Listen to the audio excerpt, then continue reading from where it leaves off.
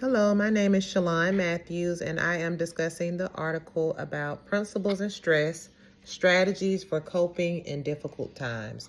While I read the article about principles and stress, the first thing that I noticed was just discussing the role of the principle pre-pandemic and post-pandemic, and talking about how heavy the caseload has always been and how there were several solutions that were identified during pandemic that we should typically refer back to when needed.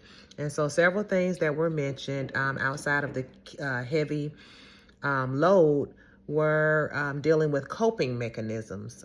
This was so important to me because stress is something that is a day-to-day thing that you have to deal with when you're in a stressful, well, I don't want to say stressful position, but when you're in a leadership role, stress is something.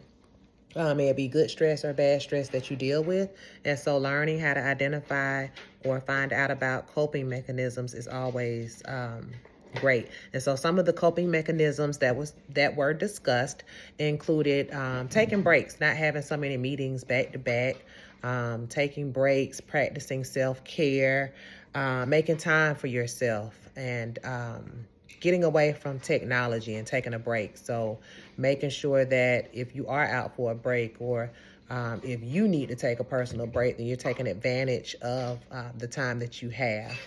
And so last but not least, the other thing that I want to cover is leaning on professional assistance. The article spoke about using your different networks, may it be Facebook, may it be your insurance provider, or other resources that you can identify with, even networking with others that may be in the same field as you to deal with stress. And so practicing gratitude, being thankful for everything, being thankful for all of the opportunities, but just still learning how to get the job done. And I don't want to say move on, but move on, not holding on too much stress, and being beneficial to the position, because we all know that if we don't care for ourselves, we can't care for others. Thank you.